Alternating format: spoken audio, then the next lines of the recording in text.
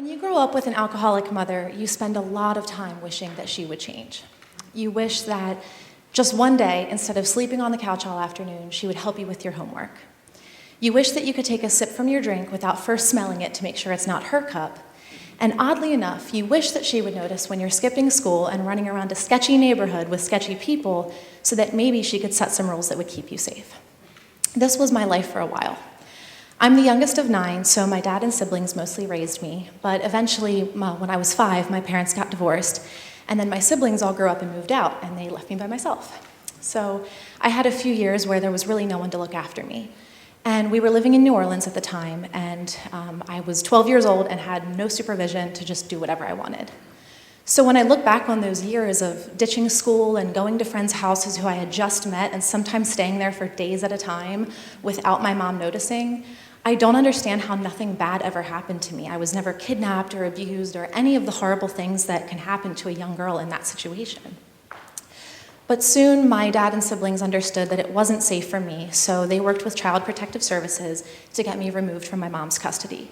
And I came up to Pennsylvania to live with my dad and stepmom.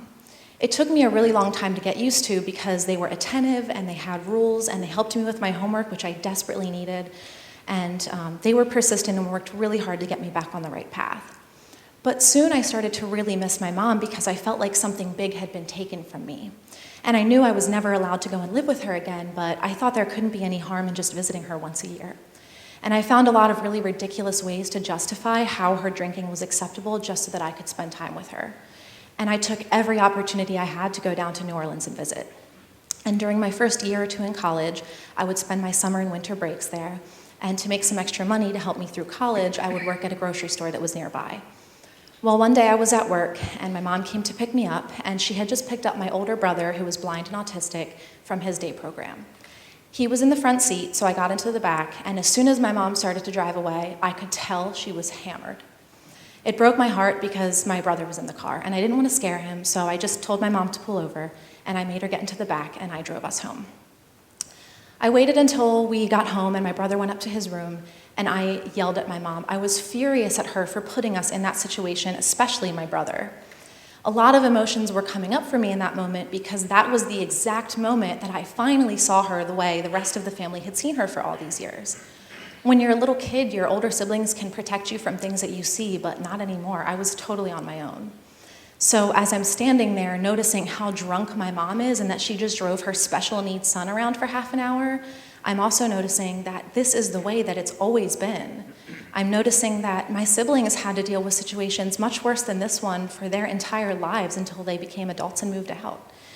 And I'm also noticing that I can't do this with her anymore.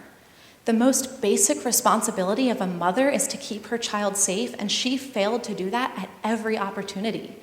And for the last 20 years, I had given her a pass because I didn't really understand the gravity of the situation, so that meant I didn't know how to feel about it. And now, in that moment, I felt it all at once. So what I had to do for myself was just shut her out completely. I was supposed to spend another week or two in New Orleans, but I went to the airport later that day and came home to Pennsylvania. Over the next few years, my mom would try to contact me every once in a while, telling me that she got sober and that she was sorry for everything, and every single time I would fall for it. I would let her back in, quickly realize it was all a lie and that she never got sober, and then shut her out again. And one day I had enough. I told her I was done. I blocked her number. I threw all her letters in the trash. I ignored every way she tried to get through to me, until one day she finally stopped. I had a few years of no communication with my mom, and I desperately needed that space because it allowed me to finally come to terms with everything that had happened over the years. Eventually, my mom did become sober, for real this time, about a year and a half ago. So today we have somewhat of a relationship, even though it's a very distant one, because she knows that I'll always need a lot of space, and this won't ever be your typical mother-daughter relationship. When you grow up with an alcoholic mother, you spend a lot of time wishing she would change, but when she finally changes, you don't spend any time wishing that she would have changed sooner or wishing you could start over, because you can't ever go back. All you can do is try to find some positivity or gratitude in the situation. Even though I had a really difficult childhood and there were a lot of times I really wished I would have had my mom, I never once thought that I had a bad life or wished that my life would change. I wished my mom would change, but I learned early on in life that there's nothing you can do to change a person, and there's absolutely nothing you can do to make someone stop being an alcoholic. What you can do is set boundaries for yourself, and what you can do is learn that those difficult life experiences will at least make you a little bit stronger. Thank you.